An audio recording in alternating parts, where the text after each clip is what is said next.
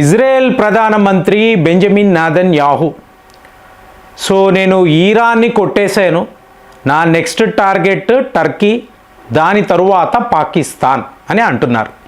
చాలా క్లియర్గా ఉంది ప్లాన్.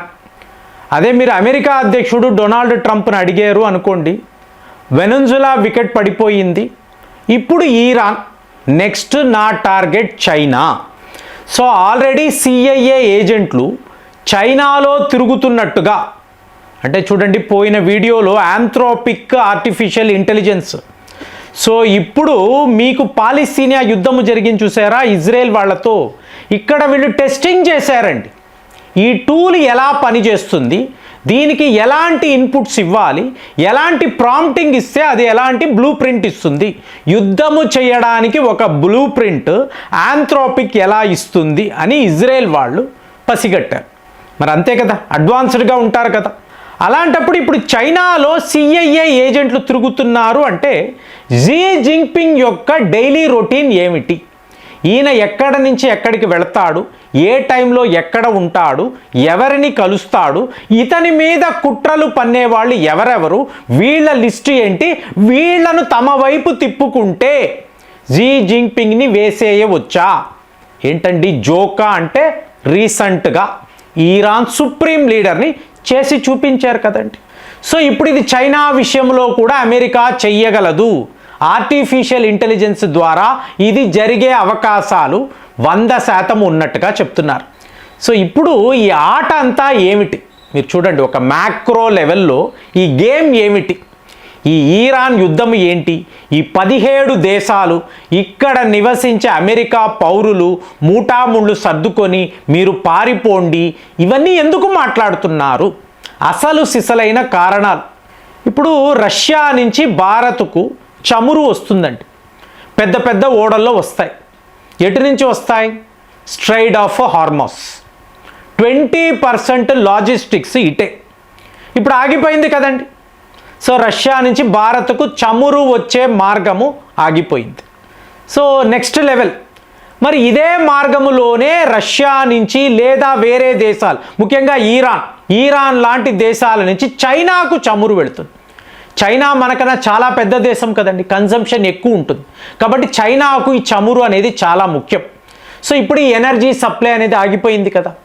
ఒక యుద్ధము రష్యా వాళ్ళు ఇబ్బంది పడుతున్నారు, చైనా వాళ్ళు ఇబ్బంది పడుతున్నారు. ఇక మూడవ దేశం మాట్లాడుకున్నాం కదా, 37 ఓడలు లిటరల్గా అక్కడ గల్ఫ్ ఆఫ్ ఓమన్ దగ్గర ఆగిపోయి ఉండడం. మనము కూడా ఇబ్బంది పడుతున్నాము అంటే అర్థం ఏంటండి, ఆర్ఐసి, రష్యా, ఇండియా, చైనా, ఇంకా చెప్పాలంటే BRICS group, Brazil, Russia, India, China, మీకు సౌత్ ఆఫ్రికా. ఇప్పుడు 5 దేశాల వికెట్స్ పడిపోయాయి కదా. ఒకే దెబ్బతో అమెరికా, ఇజ్రాయెల్ ఏమి సాధించారు అంటే టోటల్గా ఈ ఎనర్జీ సప్లైని ఆపేయగలిగారు. మరి అమెరికాను ఎదిరించే దేశాలు అంటే ఎవరండి ఇవాళ కాంటెక్స్ట్లో చూడండి. ఫస్ట్ రష్యా, ఎందుకంటే బద్ధ శత్రువులు, తమను తాము సూపర్ పవర్స్ అని చెప్పుకుంటారు. తరువాత ఎమర్జింగ్ పవర్స్ చైనా, భారత్, వీళ్ళే కదా అమెరికాను ఎదిరిస్తారు. అలాంటిది ఒకే టైంలో వీళ్ళ యొక్క ఆయిల్ సప్లైని కట్ చేసేసాము అనుకోండి, టోటల్గా కట్ చేసేసాము అనుకోండి, ఇప్పుడు వీళ్ళ దేశాలలోనే గందరగోళం ఉంటుంది, ఒక కెయాటిక్ కండిషన్స్ అనేవి క్రియేట్ అవుతాయి. ఇదే వీళ్ళు ఆలోచించారు. ఇంకా మోదీ గారిని కూడా బోల్తా కొట్టించారు. ఆయనకి ద హయ్యెస్ట్ సివిలియన్ అవార్డ్ అని ఇజ్రాయెల్ వాళ్ళు పిలిచి మెడలు వేసి, ఈయన ఎప్పుడైతే భారత్కు వచ్చారో, నేను ఎలా ఊహించాను, బెంజమిన్ నెతన్యాహు అలాగే మోదీ గారు కలిసి ఒకవేళ ఈరాన్ మీద దాడులు జరిగితే మనము ఈరాన్ని శత్రు దేశముగా చూడాలి అని వీళ్ళు ముందే ప్రిపేర్ అయినట్టుగా, ఆ యుద్ధం యొక్క శైలి కూడా అలాగే ఉండింది, ఆపరేషన్ సింధూర్ టైప్లోనే ఉండింది కదా. కానీ అది కాదండి, బ్యాక్గ్రౌండ్ అంతా వేరే లెవెల్లో ఉంది. అమెరికా వాడి ఆలోచన విధానము టోటల్గా వేరు. మరి ఇప్పుడు అమెరికా అనబడే దేశము మీకు మునుగుతుందా, తేలుతుందా? అదేంటండి, రష్యా, భారత్, చైనా వీళ్ళను ఇంతలాగా ఇబ్బంది కలిగించాడు కదా, సక్సెస్ అయ్యాడు కదా, ఆయిల్ సప్లైని ఆపగలిగాడు కదా మనకు అనిపిస్తుంది. కానీ ఇక భవిష్యత్తులో అంటే ఇంకొక 2-3 ఏళ్ళు అయ్యాక డొనాల్డ్ ట్రంప్ ఉండడు కదా, ఖచ్చితంగా ఉండడు. అలాంటప్పుడు అమెరికాను ఎవరు నమ్ముతారండి?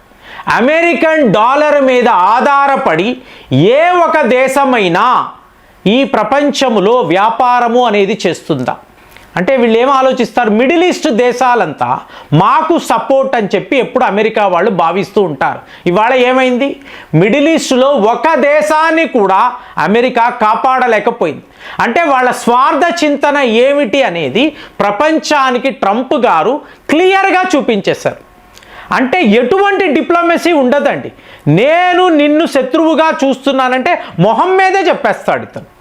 సో దాంతో మీకు అతి ముఖ్యమైన global powers China, Bharat, Russia, అమెరికాతో ఇక మీదట స్నేహము అనేది ఉండదు, వీళ్ళు నిర్ణయించేస్తారండి.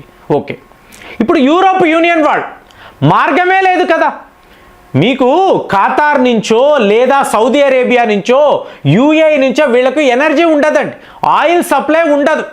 సో వీళ్ళందరూ ఏంటి, బలవంతంగా మార్గమే లేక అమెరికాను నమ్ముకొని వెనిజులా ఆయిల్ని వీళ్ళు తెప్పించుకోవాలి. అంటే అందరూ యూరోపియన్సే కాబట్టి కలిసిపోతారు.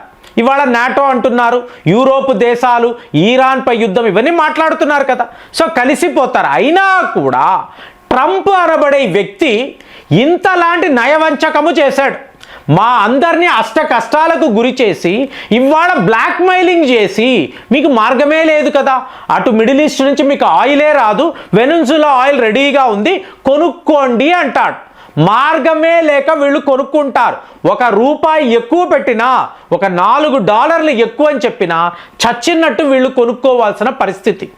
సో ఈ సిచ్యువేషన్లో పుతిన్ గారు చెప్తున్నాడు క్లియర్గా, భారత్కి ఆయిల్ సప్లై అనేది ఆగదు, ఎవడు వచ్చినా మమ్మల్ని ఆపలేరు, ఖచ్చితంగా మేము ఇవ్వాల్సిన ఆయిల్స్ వాళ్ళకి పంపిస్తాం. మరి భారత్ అన్నప్పుడు చైనాకు కూడా అతను అలాగేగా ఆలోచిస్తాడు, అతని యొక్క బెస్ట్ ఫ్రెండ్స్ కదా. మరి ఇప్పుడు యూరోప్ యూనియన్ అంటాం, ట్రంప్ గారు ఆలోచించాడు, గొప్ప ప్లాన్ వేసాను అనుకుంటున్నాడు.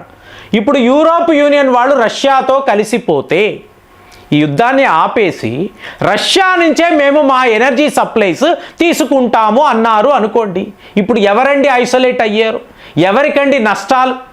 ఇప్పుడు అమెరికా ఇంత పెద్ద యుద్ధము చేస్తుందంటే ఎన్ని లక్షల కోట్లు ఖర్చు అవుతుందండి. పూర్తిగా వాళ్ళు నమ్మిందేంటి, 30 ట్రిలియన్ వెనిజులా ఆయిల్. ఒక్కసారి అమ్మకము చెయ్యగలిగితే ఆటోమేటిక్గా మన అప్పులంతా తీరిపోతాయి. అమెరికా మళ్ళీ ఒక సూపర్ పవర్, ఇంత పెద్ద యుద్ధము చేసి ఈరాన్ని గెలిచి ఇవాళ చైనాను ఛాలెంజ్ చేస్తున్న ద గ్రేట్ డొనాల్డ్ ట్రంప్ అని చెప్పి అమెరికా ప్రజలు భావిస్తారు అని చెప్పి ట్రంప్ గాడు అనుకుంటున్నాడు. అమెరికా ప్రజలు మూర్ఖులు, ఐక్యూ లెవెల్స్ తక్కువ ఉన్నవాళ్ళు, వాళ్ళు అలా ఆలోచించవచ్చు. ఇవాళ అతని రేటింగ్స్ కూడా పెరగవచ్చు, అప్రూవల్ రేటింగ్స్ పెరగవచ్చు. కానీ ప్రపంచ దేశాలు ఇక మీదట అమెరికా అనబడే దేశాన్ని నమ్ముతారా? ఎవరైనా ఒక దేశమైనా నమ్ముతుందా? ఇప్పుడు బహ్రెయిన్ అనండి, వీళ్ళందరూ అమెరికా ఎంబసీ మీద ఈరాన్ వాళ్ళు ఇలా దాడులు చేశారు, చాలా ఘోరం. ఎందుకు? షియా ముస్లిమ్స్. ఇప్పుడు వీళ్ళందరూ సున్నీ ముస్లిమ్స్. మళ్ళీ ఇదే ట్రంప్, ఇదే అమెరికా వీళ్ళను బెదిరిస్తాడు కదా. మరి ఇంత నష్టము జరిగింది కదా, నువ్వు ఎందుకురా మమ్మల్ని కాపాడలేదు? ఇంతంత పెద్ద రేడార్స్ పెట్టావు, ఎయిర్ డిఫెన్స్ సిస్టమ్స్ పెట్టావు, ఏవీ పని చెయ్యలేదు. అంటే కంట్రోల్ రూమ్లో కావాలనేసే ఆపేసావా? మా మీద ఇలా దాడులు చేయాలి నువ్వు అనుకున్నావా? ప్రతి ఒక్క దేశము అమెరికా యొక్క కుట్రను ఇవాళ అర్థం చేసుకుంటారు. మనకైతే క్లియర్, భారత్లో మనము చాలా ఫాస్ట్గా సిచ్యువేషన్ని గ్రాస్ప్ చేయగలం. వీళ్ళందరూ కూడా మట్టి బుర్రలు కదా, అయినా కూడా వాళ్ళకి అర్థమయ్యింది ఇజ్రాయెల్ని కాపాడుతున్న అమెరికా మనల్ని ఎందుకు కాపాడడం లేదు, డబ్బంతా మనదే కదా, ఇలా ఎందుకు వీళ్ళు చేస్తున్నారు? వాళ్ళు కూడా ఆలోచిస్తున్నారు. కాబట్టే మిమ్మల్ని అడుగుతున్నాను, అమెరికా ఇంత పెద్ద సాహసం చేసింది, కానీ దీని యొక్క రెపర్కషన్స్, ఈ నష్టాన్ని అమెరికా చరిత్రలో మళ్ళీ భర్తీ చేసుకోగలదా? వాళ్ళ వల్ల కుదురుతుందా? ట్రంప్ ఇంత పెద్ద తప్పు చేసి నాదే అంతిమ విజయం అని ప్రపంచానికి చెప్తే ఇవాళ నమ్మేవాళ్ళు ఎవరున్నారు? మీకేమనిపిస్తుంది? కామెంట్స్లో రాయండి. మళ్ళీ వచ్చే వీడియోలో కలుద్దాం. జై హింద్.